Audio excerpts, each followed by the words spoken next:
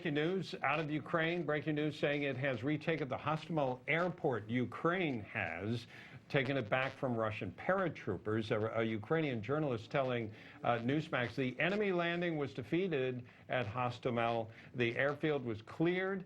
Wandering occupiers are caught in the surrounding forest. That's the military airport there.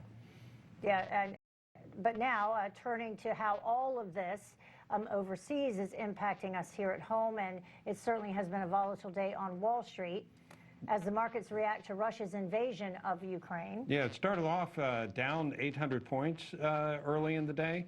Then it bounced back some. And as you can see, we were in positive territory just a few moments ago.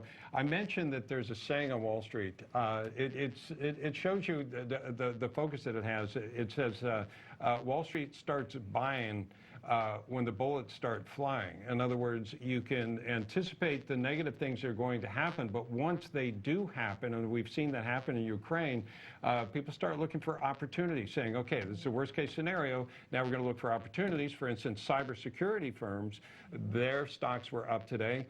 Oil stocks were up. Some of the tech stocks have been up, and we've seen weakness in those across the board. So all of a sudden now, they're even stronger. Yeah, joining us now to discuss, a reporter for the Daily Caller and Newsmax contributor Chrissy Clark, and host of Stacey on the Right and Project 21 member Stacey Washington.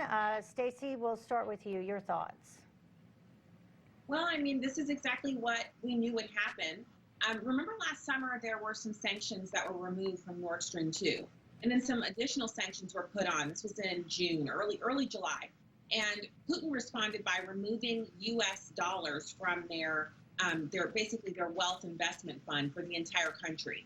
They basically said, we'll buy gold, we'll buy the yen or the yuan, we'll diversify, but we're not going to make the U.S. dollar as large of an investment. And so that was him saying, your Nord Stream 2 dreams we're past that now. So the announcements of the sanctions have had no impact on Putin.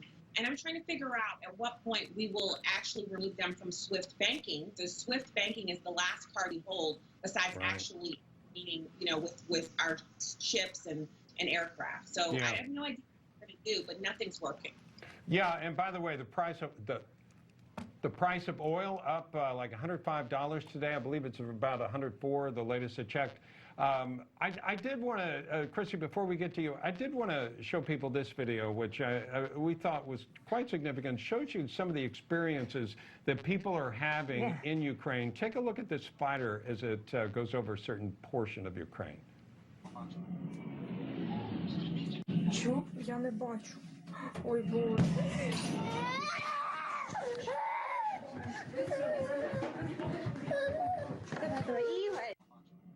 And Chrissy, we're talking real people dealing with something. We're just looking at it from afar, but these people are experiencing it firsthand. Yeah, and I wanted to show the video because I think that it's important for people to know that this is actually impacting people there on the ground. Hearing that little child scream, so it seems somewhat callous when we're talking about the markets and money and that type of thing here, when this is a very real situation for people there on the ground. Absolutely, and I think this just goes to show how insular sometimes American politics can be, but we are supposed to be the leaders on the world stage, and our decisions have impacts on the whole world.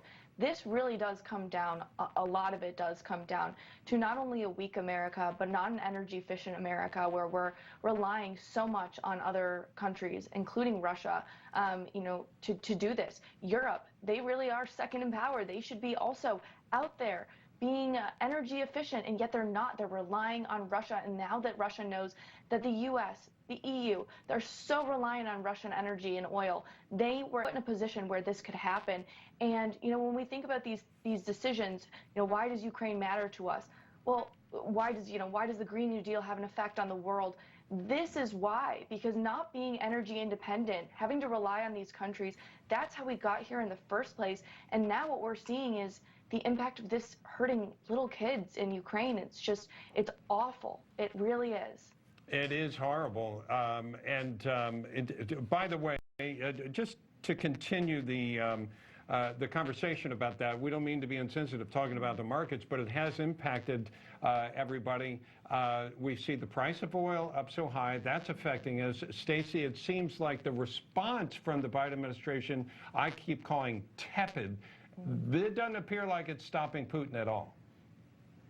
Well, it isn't. And then there's another aspect to this. I saw an immediate shift yesterday to basically blaming the issues, the domestic policy issues that we're having in the United States with high gas prices and inflation, empty store shelves, the shipping crisis. They started to shift and pivot towards blaming it on the Russian airstrikes, as if that had anything to do with what's happening. Oh, yeah, that's ridiculous.